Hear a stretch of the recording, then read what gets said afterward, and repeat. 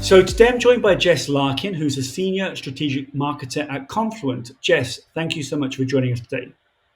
Great to be here, Declan. Thanks for having me. So let's just talk for the next 20, 30 minutes around account-based marketing. And I think the first question, having spoken to you previously and learned a little bit more about you, you're a seasoned ABM veteran. I think that's fair to say. What still excites you about ABM? So, great question. A couple of different things.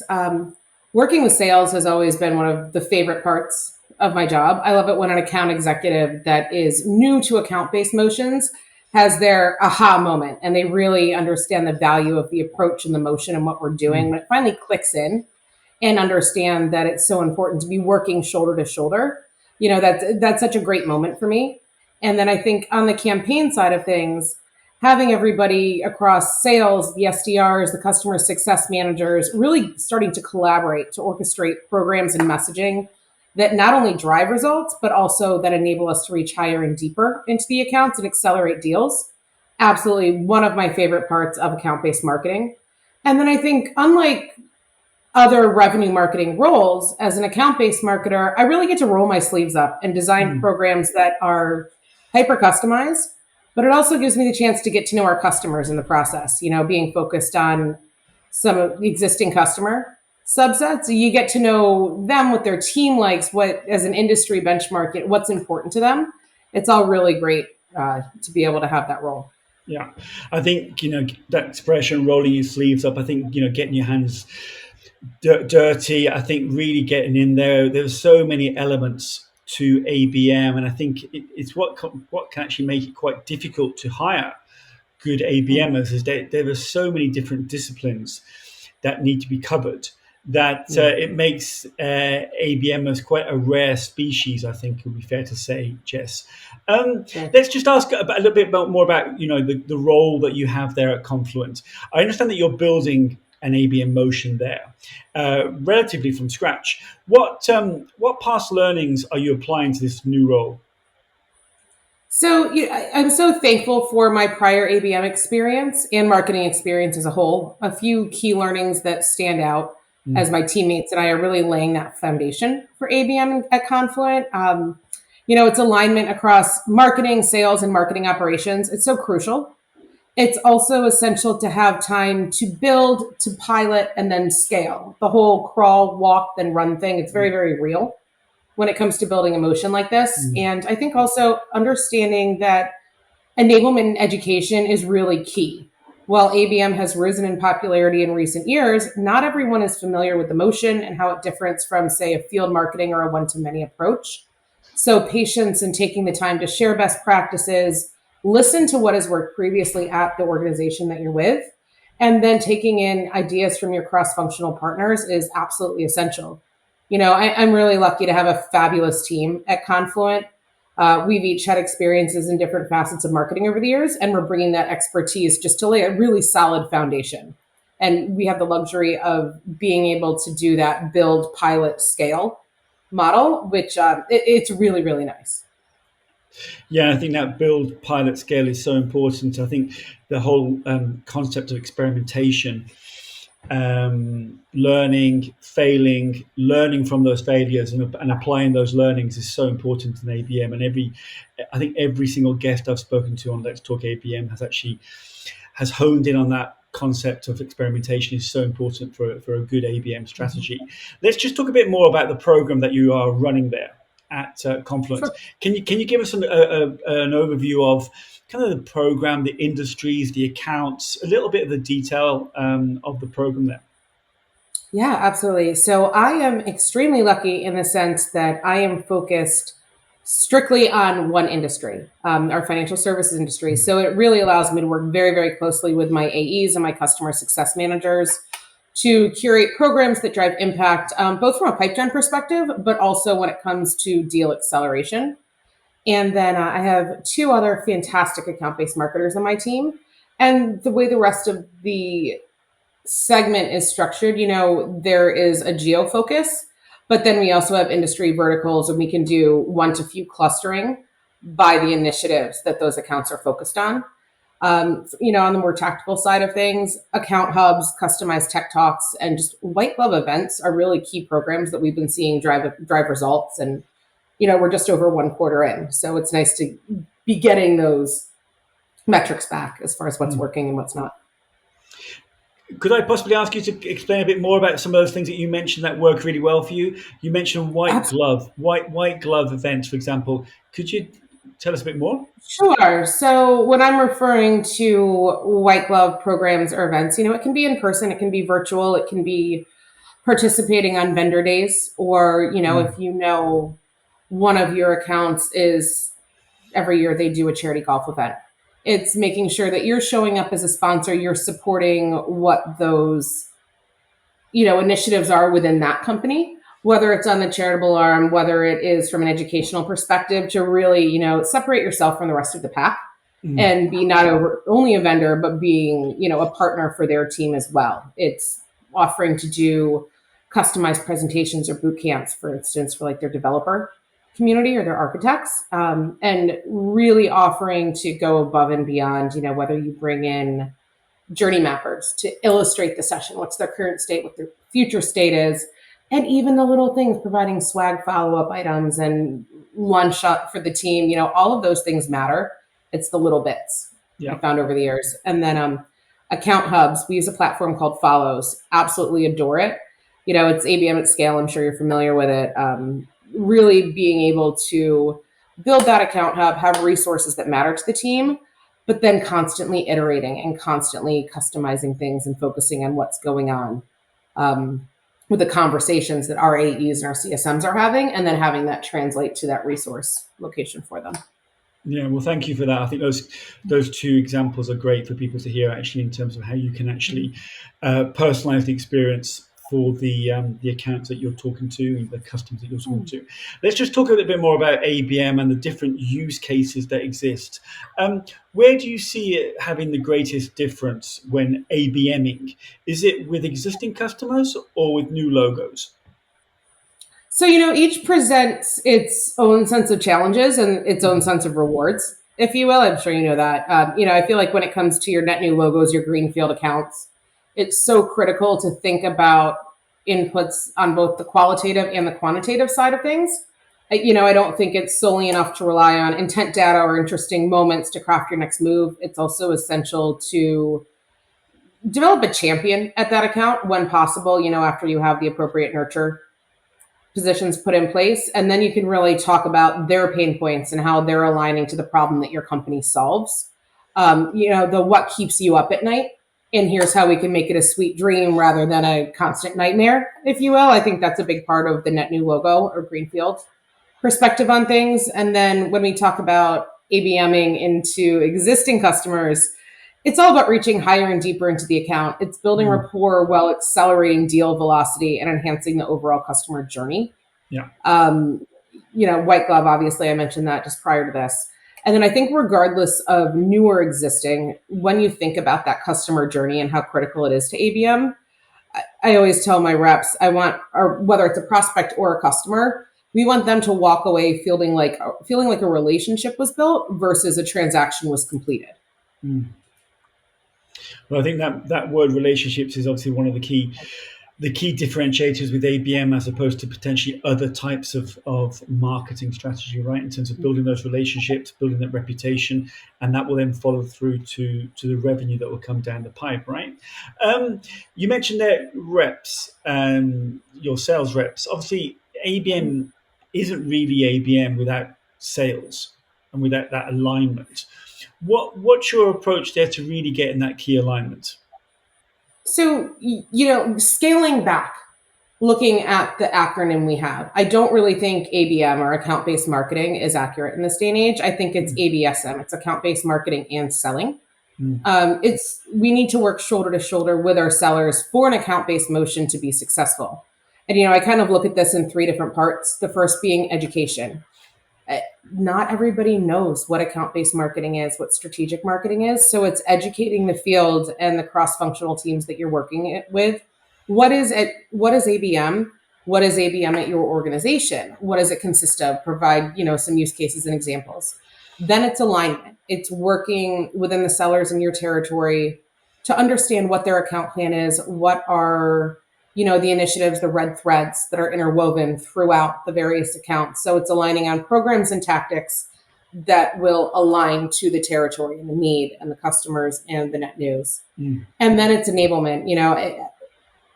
Too many times I've seen marketers just toss a program over the fence without providing context or account alignment, or even something as simple as enablement communications.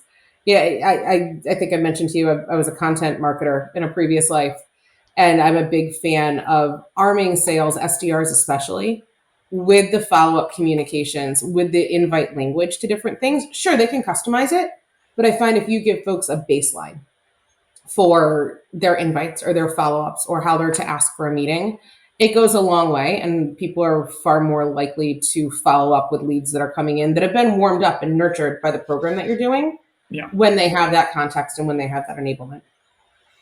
Yeah, I think the education piece is a huge piece of having a successful ABM program. I think working side by side with your head of sales, VP of sales, and indeed the whole sales team. I think with our agency, we can provide sales playbooks, which do exactly what you just said there, Jess, in terms of spelling out what does the program mean for them, what does it mean for their accounts, what kind of messaging will be coming out, when will it be coming out, to who, and also, as you then said, some of the kind of ideas around the email messaging, some around the social messaging, around the kind of social strategy really helps for the sales teams to feel part of the success. And I think I think success breeds success, and I think success is very contagious as well. So I think what you spelt out there, I love a lot of that, and I think to your point around the M of marketing, I think that's fascinating because one of my early guests on Let's Talk ABM was Bev Burgess, who actually invented the term account-based marketing back in 2003. And that's it's 19 years ago now, almost 20 years ago. And when I was speaking to Bev, she was saying, well, in hindsight, I shouldn't have called it account-based marketing. And because obviously the M is a little bit, misleading because it's a far bigger, wider, deeper strategy than just a marketing one. And I think you've highlighted that very well there. So let's just go ahead, Jess, sorry. Just to interject one point, I agree with that, and that's amazing that you've had her on the podcast. I'm honored to be here. We've actually tossed around ABX, account-based everything, not just ABM, not just ABSM, but ABX. It just doesn't roll off the tongue quite as well, so I tend to default back to ABM or ABSM. But it's true; it's the full, all-encompassing spectrum with what we're doing. Yeah, and I tend to kind of drop the M and talk about an account-based strategy. And I think when you talk to sales leaders, and indeed when you talk to the C-suite and venture capitalists and private equity, I think they kind of get much more enthused and much more enthusiastic when they hear an account strategy, because that makes a lot more sense to them, really. And then the numbers, the metrics that you then put in place thereafter are all focused around accounts, and that makes things a lot more less about marketing and more about the impact on the business, right? Yeah, completely. It is on the account level. And, that's one area where I think it's important to work with sellers to make sure there's an account plan in place, to make sure there are heat maps in place. Preparation is so crucial. Yeah, completely agree. So let me ask you a question rather, Jess, around demand generation in ABM. There's different, conversations about whether ABM should be part of a demand generation team, whether they should be two separate teams. Where does one start? Where does one finish? What's your take on that? So I'm a firm believer in one team. When it comes to this type of thing, we win as a team, we succeed as a team. Everybody needs to show up every day to the best of their abilities. As an account-based marketer, I rely very heavily on the information from the wider demand gen organization.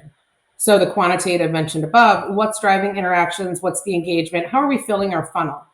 And typically strategic marketing or account-based, we're focused on the highest value accounts for an organization. So, while it's likely a smaller subset, say if you're looking at enterprise or commercial or geo, they have far more accounts, but the potential value of the accounts that are dubbed strategic is substantially higher. So, the deal size or the deal value of one strategic account could be equal to that of 4 or 5 or 6 Yeah. of the different segments. So when we're thinking about metrics in demand gen, the pipe gen contribution is, the end all be all. How much pipe have you generated in that quarter? We need to think about the fact that the pipe gen contribution of strategic accounts is large, making the alignment with the demand gen teams and the ABM subsets that much more necessary. We need to make sure that the messaging and the tactics going out across the entire demand gen organization are aligned. And, if it's speaking out to the big guys, those big accounts, it's likely a messaging set, with some tweaking that could speak to the smaller subsets. So Yeah. from a revenue perspective and a pipe gen perspective, it's really crucial that demand gen and ABM are best friends in a lot of ways. Yeah, best friends. I mean, or somebody said to me the other day, at least Frenemies. they should be related. At least they should be at least cousins. I think somebody At said to me the least, other day. yes. I mean, it's not the give or take of who's getting credit for what. Mm. It's going back to just that one team mentality. We're all Yeah, winning together as a team, yeah, and this is just a necessary differentiator. yeah, yeah. You mentioned a couple of topics there around measurement. So, Mm-hmm. can you expand a little bit more on, ROI and ABM? What do you guys measure there? Yeah, absolutely. So I think it's important to keep tabs on conversion rates. Where are we seeing from the lead funnel perspective as the leads come in, as they move to a meeting, as they move from meeting to opportunity? What are those conversion rates? Are we bringing in quality leads? And we can tell that by how those convert all the way out to the opportunity end of the spectrum. Mm. I think it's looking at, from an ABM perspective, deal velocity. Are we accelerating those deals? Is what we're doing in market, especially for customer accounts, are we moving the needle forward? As I mentioned previously, deal size. Mm. Are we increasing our average contract value for Yeah, these strategic accounts? It's not only net new logo acquisition, but it's the upsell, cross sell value. Are we be able to break into various lines of business? So then there's the expansion component that comes into play. I think it's important to keep tabs on net new names coming into the database for ABM. But, when you think about it, it is very much spear fishing, if you will, versus fishing with a net. So I don't look at that metric as closely as I would if I was in, another segment of marketing, because it's really about getting the right people in the room versus getting a lot of people in the room, yeah. if you will. No, I love that metaphor there around having a small room of select guests rather Mm-hmm. than having a baseball stadium full of people that Exactly. potentially don't want to know much about you. So let's just a couple more questions to finish off with, Jess. So what's been your greatest learning over the years with regards to ABM? Hmm. Great question. Rome wasn't built in a day. I think in neither, you need to understand neither is an account based marketing program. They're not Mm, one size fits all. What works for one company may not be the secret sauce for another company. It's important to take the time to listen and to understand where the need is as you build your program and to course correct as needed. Second, and I'm a firm believer in this, great vendors are absolutely essential and can act as an extension of your team. I'm lucky to have worked with some of the best, whether it's been marketing operations support or graphic designers, mm, or, when COVID happened, vendors that shifted from doing in-person events to virtual or hybrid events, and just, keeping the show rolling versus having this big hiccup of, oh no, what are we going to do now, not only with our budget, but to fill the funnel since we can't meet in person anymore. yeah, So, having those vendors in place that really are an extension is so important. yeah. Good point there. I think particularly having those partners or vendors, having that kind of network. Mm-hmm. There are many moving parts to ABM, to an ABM strategy. Technology plays its part, although technology obviously has grabbed the limelight over the course of the last few years in terms of trying to define what ABM is. And I think when we were speaking previously, I think you were in agreement, Jess, that ABM is all about the strategy, and obviously technology comes later, but it Mm-hmm. doesn't define the strategy. And what do you think is the hardest part of ABM? Hmm. I think it's understanding that not everything will be a win in course corrections. Course corrections are a must. Going back to your Mm. earlier point about having the need to experiment, Yeah. not every single experiment is garner the results that you hypothesized on the front end of it. I think it's knowing that what might work really well on one account might not work really well on another account. And you just really need to keep in mind that a customized buyer journey is a must. Um, and I got this from one of my vendors, the marketers over at Sponge. I think this might be their tagline. It's avoiding random acts of marketing. So basically, what it's saying, and this is so applicable to ABM, don't just market to market. Have a strategy, bring that strategy into play. Especially in the strategic space, we're going after those really, really big fish. Mm. Don't exhaust those contacts and leads and bombard them with every single marketing program that's out there, opt them into every program that's out there. Be very calculated with what you're doing. So the programs that you're driving at these accounts and at these high value targets will have maximum impact. I think that's the biggest thing to keep in mind when it comes to ABM. Don't be random, be very strategic.